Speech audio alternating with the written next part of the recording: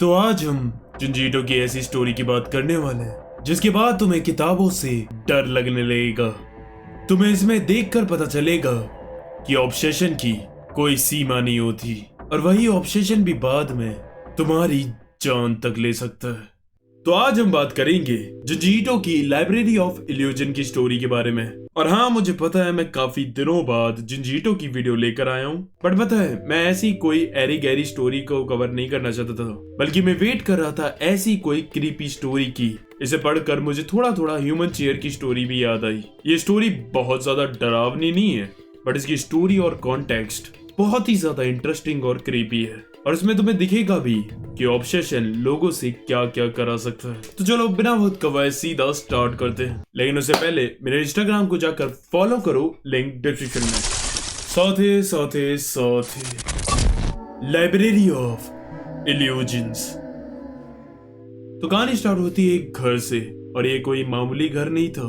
तुम इधर कहीं भी नजर घुमाओगे तो तुम्हें सिर्फ बुक्स का भंडार दिखेगा, क्योंकि इस घर में लगभग 1.5 लाख बुक्स का कलेक्शन है, जिसमें कई तरह की रेयर एडिशंस बुक्स भी हैं। हमारा जो मेन कैरेक्टर है गोरो शिकाजाकी, वो अपनी पत्नी कोको के साथ इधर रहता है, और उसकी फैमिली शिरोजाकी के लिए उनकी ये लाइब्रेरी कोई कहने से कम नहीं थी। अब जो गोरो है वो बचपन से इन बुक्स को पढ़ रहा है, और उसने ये पूरी कलेक्शन 3-4 बार पढ़ रखी है। लेकिन उसके बावजूद भी वो बुक्स पढ़ने का इतना ज्यादा शौकीन है कि वो डेली कोई भी रैंडम बुक उठाकर उसे पढ़ने लगता है। और यहाँ भाई आज तक मैंने सिर्फ एक नॉवल पढ़ी है जो कि वो पीछे रखी हुई है, वो भी इसीलिए क्योंकि वो डेथ नोट की है। लेकिन फिर एक दिन वो पागलों की तरह अपनी बुक शेल्फ चेक कर रहा होता है, और फिर वो अपनी पत्नी को बुलाकर उससे कहता है कि यहाँ से एक बुक गायब है, विंटर टाइम। कोको कहती है, अरे वो बुक तो मैं पढ़ने के लिए ले गई थी। फिर वो उस पर चिल्लाता और कहता है, तुम पागल हो क्या? इधर से बुक उठाने से पहले मुझसे क्यों नहीं पूछा? तुम्हें पता है ना, इस लाइब्रेरी की रिस्पॉन्सिबिलिटी अब मेरी है। आज के बाद मेरे से बिना पूछे कुछ मत उठाना यहाँ से, वरना बेल्ट ट्रीटमेंट के लिए तैयार रहना। अब आगे जितने और दिन बीतते हैं, गोरो दिन ब दिन अपनी बुक से और ज्यादा अटैच हो रहा था, और धीमे धीमे ये अटैचमेंट ऑब्सेशन में बदल रहा था। वो अब पूरे दिन अपनी बुक शेल्फ्स को चेक करता रहता था, यहाँ तक कि उसके पास एक डायरी भी थी जिसमें वो अपने हर दिन की पूरी डिटेल रखता था कि उसने आज कौन सी बुक पढ़ी, कौन सी बुक उठाई। और ये भी वो 4 साल का था तब से कर रहा था। अब एक दिन जब वो सो रहा था, तभी उसे एक खतरनाक सपना आता है, और तभी वो घबरा कर उठता है और कहता है, मुझे दिखा कि मेरी बुक्स एक एक करके गायब हो रही है। अब दिन बीतते रहते हैं तो उसे ये डर और ज्यादा खाए जा रहा था, और वो बस अपनी बुक्स को रोजाना देखता रहता कि इसमें से कोई बुक गायब तो नहीं हो गई। और फिर एक दिन वहां से वही विंटर टाइम बुक गायब हो जाती है। वो कोको को बुलाता है तो वो उससे कहती है, मैंने तो वो बुक तुम्हारे सामने ही सबमिट करी थी, तुम्हें पता ही है। वो कहता है, तो आखिर वो बुक कहाँ गई? विंटर टाइम बुक मेरी माँ की फेवरेट बुक थी। फिर वो चेक करता है तो एक और बुक गायब थी। गारू कहता है, ये इस दुनिया की सबसे डरावनी बुक है, और ये मेरे पापा की फेवरेट बुक थी। अब वो हर रोज दिन रात उन किताबों को अपनी बुक शेल्फ्स में ढूंढ रहा था, बिना कुछ खाए पिए, और ऐसा करते करते उसकी तबीयत खराब हो जाती है और वो बेहोश हो जाता है। अब कोको जाती है उसके लॉकर में, उसे खोलकर वो उसकी डायरी को पढ़ने लगती है, और तब उसे वहां से पता चलता है कि उसकी माँ उसके काफी करीब थी और वो उसे काफी प्यार करती थी, और वही उसे विंटर टाइम बुक पढ़कर सुनाती थी। लेकिन जब वो 4 साल का था, तब उसके बाप की हरकतों की वजह से उसके बाप को छोड़कर किसी और दूसरे मर्द से शादी करके वो वहां से चली जाती है। उसके बाद गारो अकेला पड़ जाता है और बस अपनी मां को पुकारता रहता था पूरे दिन। अब उसका बाप था वो थोड़ा साला साइको था, वो उसकी कंडीशन को और ज्यादा खराब करता है और उसे अपनी डरावनी बुक हेल्सिंग को पढ़कर सुनाता है। अब उसके बाप की भी आगे जाकर कंडीशन और बिगड़ जाती है, जिसके बाद उसे मेंटल हॉस्पिटल में एडमिट करना पड़ा, और आज तक वो वही है। अब ये पढ़कर कोको समझ जाती है कि अपने पास्ट के ट्रॉमा की वजह से गोरो ऐसा बिहेव कर रहा है। अब 2 दिन बाद वो कोको से ऐसी बात कहता है कि वो हैरान हो जाती है। वो उसे कहता है कि कल विंटर टाइम बुक वापस आ गई, वो भी एक औरत के रूप में, और उसने मुझे पूरी बुक लाइन टू लाइन सुनाई।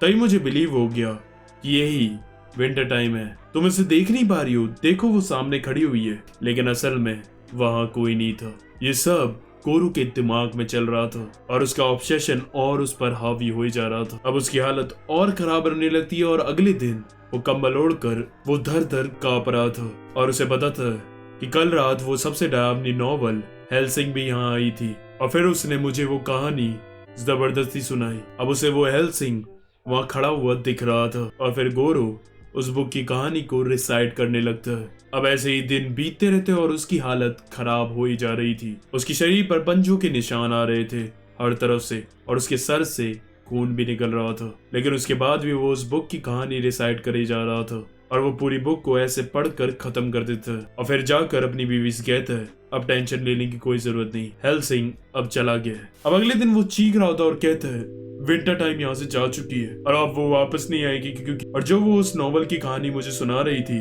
इतने दिनों से, वो अनफॉर्चुनेटली मुझे पूरी याद हो गई। फिर वो बोलता है एक आइडिया है, मैं अपने इस किताब खोने वाले डर को हमेशा के लिए मिटा सकता हूँ। अगर मैं इन सारी बुक्स को अपने दिमाग में याद कर लूं तो मुझे कभी डर ही नहीं होगा इन सब के खोने का। अब वो बैठ जाता और हर एक बुक को रिसाइट करके उसे याद करने लगता है और दिन रात बस वो वही करे जा रहा था। कोको आकर उसे रोकती भी है लेकिन वो उसकी भी नहीं सुनता और ऐसे ही करते करते एक दिन वो आकर पागल हो जाता है। अब उसकी बीवी समझ जाती है कि इस लाइब्रेरी की वजह से ही उसके पति की यह हालत हुई है और फिर वो उस लाइब्रेरी को आग लगा देती है, ये सोचकर कि इसके जाने के बाद उसका पति सही हो जाएगा। लेकिन गोरो इतना ज्यादा ऑब्सेस्ड था कि वो वहां से बाहर ही नहीं निकलता और उन बुक्स के साथ ही जलकर मर जाता है। और फिर हमें एंड में दिखाया जाता है दूर उस मेंटल हॉस्पिटल में उसके बाप को, जो आज भी उन बुक्स को रिसाइट करता है ताकि उन्हें भूल ना जाए। और यही कहानी खत्म हो जाती है।